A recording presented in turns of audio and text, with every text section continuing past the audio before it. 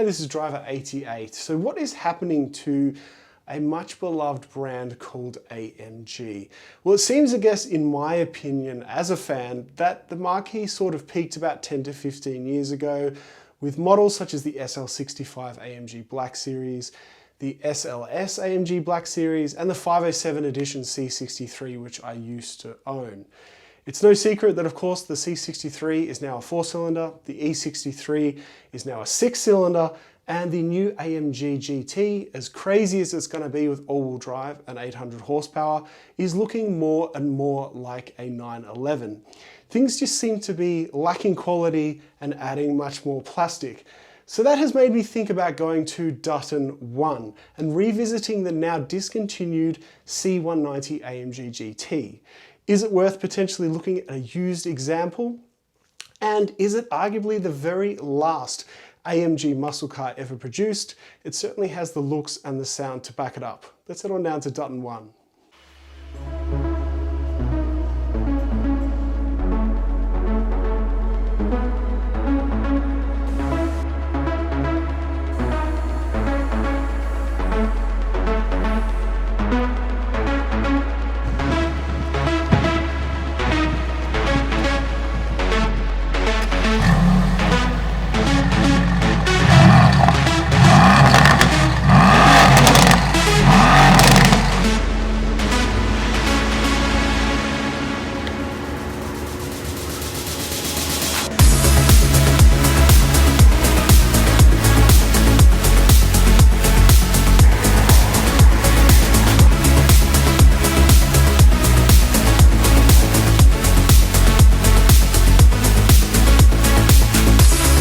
Welcome to the interior of the AMG GTS. Now, we've got the original steering wheel with Alcantara, which not everybody is a fan of. You can, though, these days order a much newer steering wheel, as there were 2 more generations of this, and put it in the older car. Now, I like these gauges, the old school gauges personally, but there was a digital dash in the newer GT models.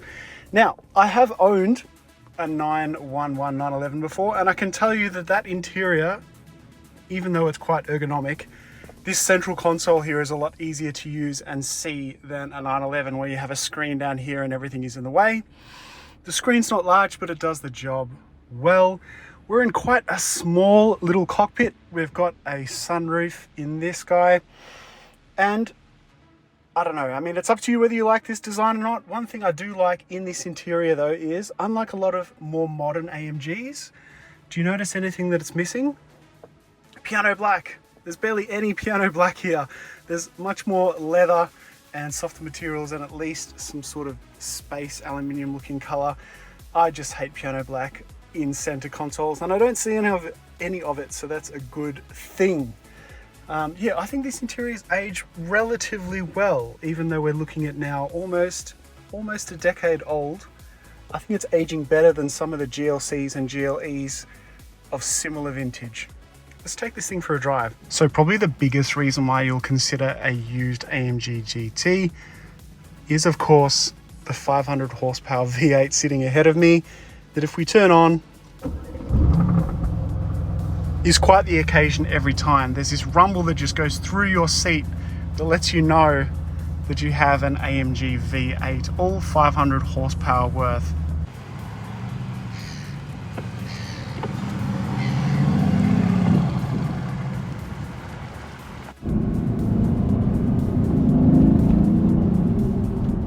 It puts a smile on your face, I'll tell you that. Undoubtedly puts a smile on your face at all times, this car.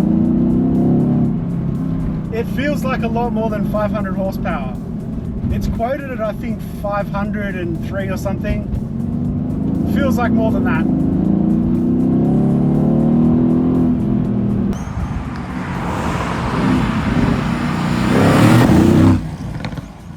Now, this being the GTS model, we've got a bit more power. We've got large 295s on the rear, and we need them. We also need the LSD, which comes as standard with the GTS of this year. Cruising in this thing as a sort of sports GT car, it does it effortlessly, and these seats have quite good side bolstering they're actually a fair bit narrower than I thought they would be. I've driven a whole bunch of these cars. I've driven the base car, the GTS. I've driven the GTR Pro. I've driven the GTR. And I think this may well be the Goldilocks version, because I felt that the GTR was a little bit too wayward. The Pro was actually a really good track focused car, and the GTS is somewhere in the middle. Sporty, loud. Speaking of loud, this car is much louder than modern V8s, even though it's not that old. Not long ago, OPFs ruined everything for everyone, and cars got incredibly quiet, even the V8s. It might take you a little bit of time to get used to, of course, that extra long bonnet.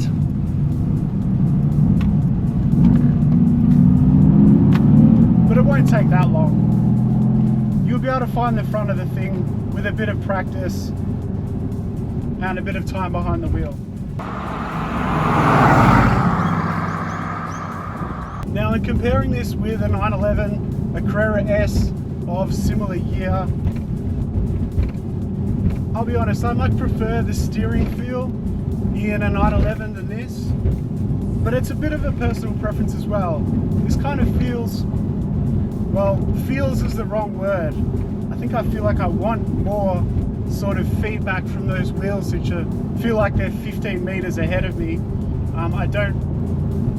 I think what I should, I guess, be worried about with this car is more about what the rear wheels are doing than the front wheels. This GTS feels, I think, more like a GT car than a sports car. But that's no bad thing. If you want the full, more track-focused car, you can always, I guess, pay a fair, larger amount of money for a GTR. If you want to tune these things, they're enormously receptive to modifications. I've driven an 800 horsepower one of these, which was sketchy as hell from Prestige Auto Works, but altogether an incredibly fun car to drive. Also, if you want to destroy tires and drift this thing, I mean, that option's available to you at all times, depending on where you're driving. One more small gripe, it's not so much a detriment to this car, but if we're really going to compare this to a 991.2 Carrera S, I much prefer the BDK than this. Is it 7G or 9G? I'm sorry if I can't remember at this point, but this Mercedes gearbox. There's not an enormous difference, but it's just more satisfying to take that PDK to redline than play around with this thing.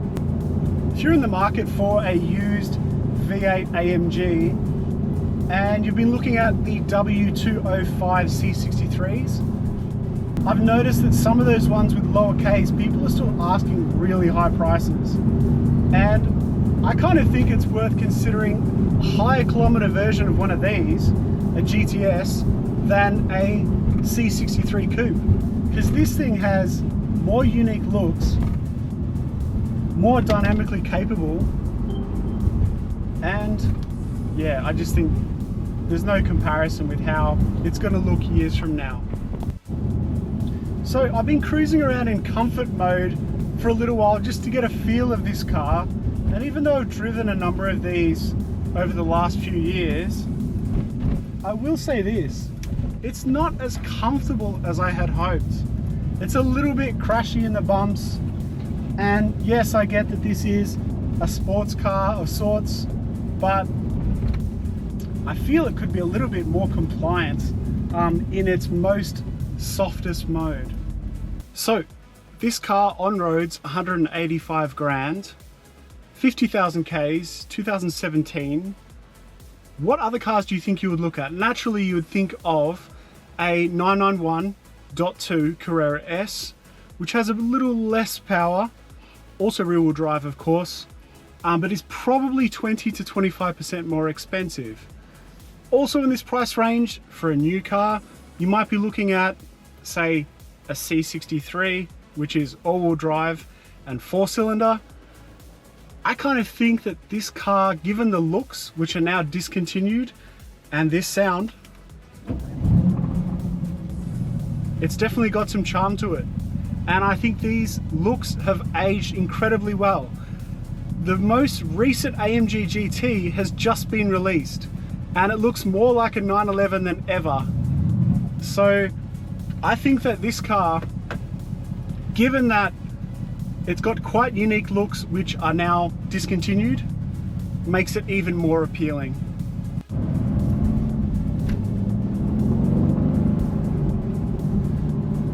You should hear the difference once you put this thing into Sport Plus.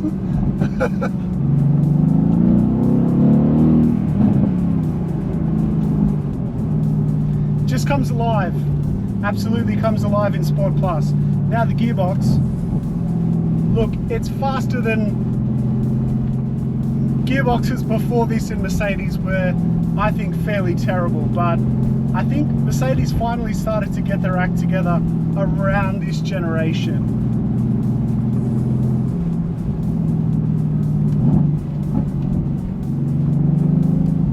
At least there isn't a horrible amount of bangs and pops happening behind me when I down change, because I think that a lot of AMGs these days, they've just gone so overboard, especially when you mess with them, with these ridiculous overrun pops and bangs which sound artificial and not like a nice traditional sort of V8 sound.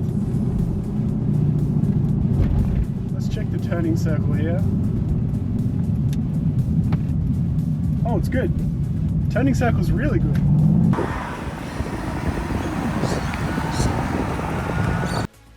So in conclusion, I think that the AMG GT of this generation is definitely the very last AMG muscle car ever produced. If you're after a used example, I may recommend getting an extended warranty, which you can purchase through Dutton One. Approximately, I've been told that that's $10,000 for 5 years, which when you think about it, $2,000 per year, given that these are used cars now, and if a turbo blows, you'll be up for far more money than that. We've got lots of reviews coming up from Dutton One coming up, so I hope you enjoyed.